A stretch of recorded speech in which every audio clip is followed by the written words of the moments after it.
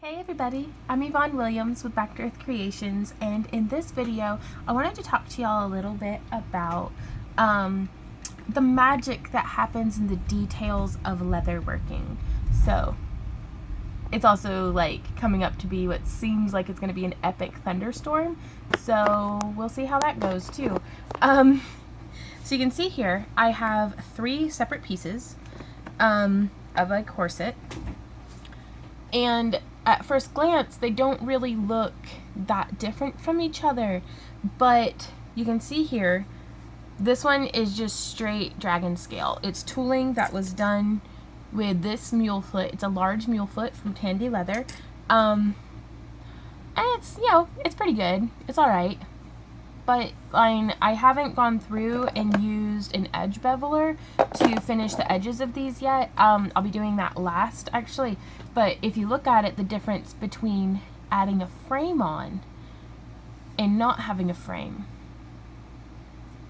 I'm not saying necessarily that one is better than the other, but this is definitely a design element that you can take into consideration. And I'm making this video not just for other crafters, but also for my clients who, you know, whenever I'm like, oh, well, would you like this? And well, if you don't know what I'm talking about, this is whenever I say a frame, this is what I mean by the framing. And it does give a pretty nice effect. I think it just makes it look a little cleaner, more professional. Now, these 2 panels are the front center 2 panels, so they fit together. So I specifically left out the framing there in the middle, but now you can see the difference.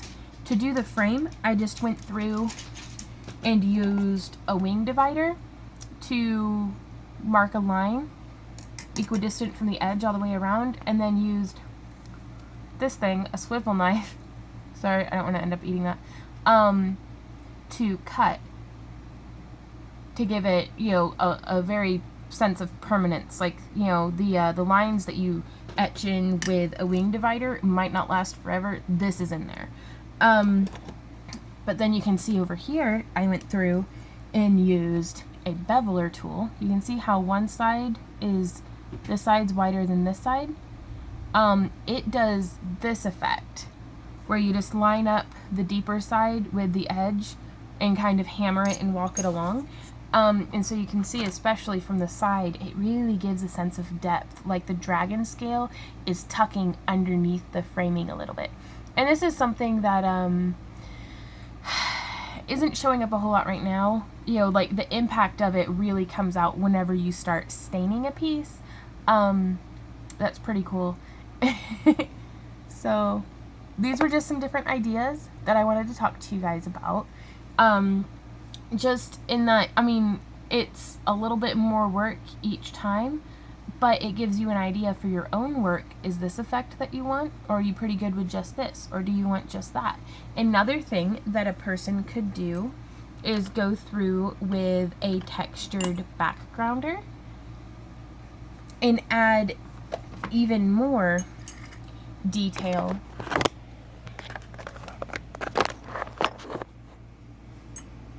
coming in from the edge. And I'm not going to do that on this one because the client that I'm making this for didn't request it. But you see, you can come through. Now this is already stained leather. You can still cut and tool and stuff on a leather that's already been stained. Now it hasn't been wetted though. And this stuff I did go ahead and just case entirely. Like I filled up my kitchen sink with water and held it under until the bubbles stopped. Made you think I'm kidding, but I'll make a separate video about that. Now you can see the EcoFlow water stain here actually does repel a little bit of the water. It doesn't soak in quite as nice as what it used to. So what we're going to do is I'm just going to put it onto my work surface and then soak it up from the backside. But we can come through, there's my hammer, and I'm just going to pop some scales in here, boop, boop, boop.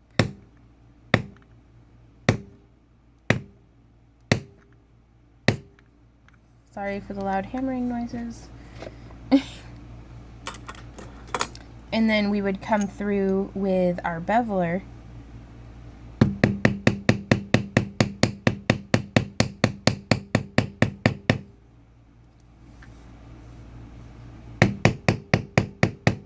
And you can see if you bevel without having cut into the leather, it doesn't really do a whole lot because the surface tension of the leather isn't letting it go as deep as what it wants to. Or rather, as deep as its potential would normally allow.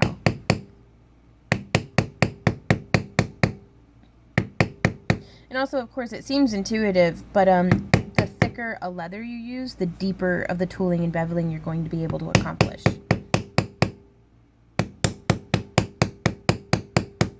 And that's where giving it a full case in water, because you can see too, these were cut from the same piece of leather.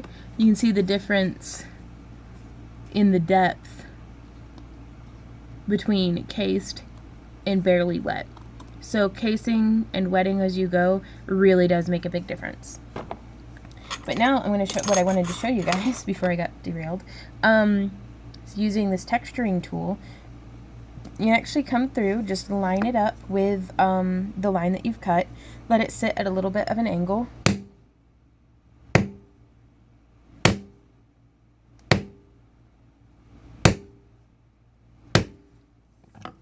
And so you can barely see on this one, again, because I didn't really do the casing, but it just adds a little bit more of a gradient texture into the scale work and makes it look that much more blended. So this is just a short little video, but I did want to, present some different options to you guys about working with leather, and what even just the addition of one tool and maybe like 2 more minutes on a piece can really make a difference.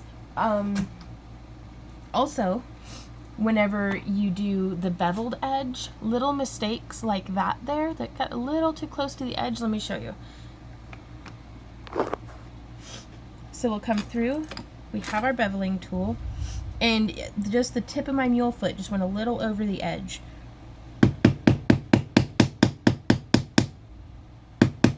Now I don't have all the fancy camera angles on this one, is what I usually like to have, but I was in the middle of working on this custom piece, and I was like, I'd like to share some tips that I wish I had known whenever I first got into leatherworking. So I've gone through and I beveled it out. So there's still just a little bit of a dimple right there, which I can actually take just the rounded end of my handle and kind of just burnish and rub that out just a little. So I mean, it's not completely perfect, but it's better than what it was. And now you can see too, side by side, just the difference that makes. So, thanks you guys for watching. I do hope that this was helpful to you. If you have any questions, comments, or ideas, I'd love to hear from y'all. If you enjoy my free tutorials and would like to support the creation of more of them, as well as participate in my bi-monthly Fairy House giveaways, my monthly like craft kit, it's kind of like Loot Crate, but it's like depending on how much you pledge determines the size of the kit that you get. So like our $10 pledgers get like bags of rings and like material, like you can request, you can be like, hey, I'm really into wire wrapping, send me some wire wrapping stuff, or you can be like, I want to get into chainmail, send me some rings. And so we can really work with you on what your interests are, but the more you pledge, the more stuff you're going to get in your kit. Or you can choose to get a pre-made gift, something that I've made for you, and I'll send that off to you. So it's pretty fun. If you pledge $1, it puts your name into the hat for all of our different giveaways. If you pledge $5, you get your name in the hat 5 times in all of our giveaways, but you're also get exclusive access to, well, the $5 and up, get exclusive access to all of our different like progress pictures and things that we post to Patreon that are exclusive, again, to Patreon. So like you're getting behind the scenes stuff that nobody else is getting to see. So that's pretty cool, I think. And then from $10 and up, you still get your name into all the giveaways. You still get to see all of the like I don't know. Sometimes I don't find it that interesting because I'm like, just another day living the dream. But we've had a lot of really positive feedback about the behind the scene pictures of running our business, you know, and everything like that. And then, you know, you still get the stuff mailed to you. So it's pretty cool. I'm really excited about it. So if you want to check that out, the description is down in the video. The link is down in the video description below. And yeah, so I'm gonna get back to work. I hope you guys are having a fantastic day, and I'll see y'all around. Mwah. Bye.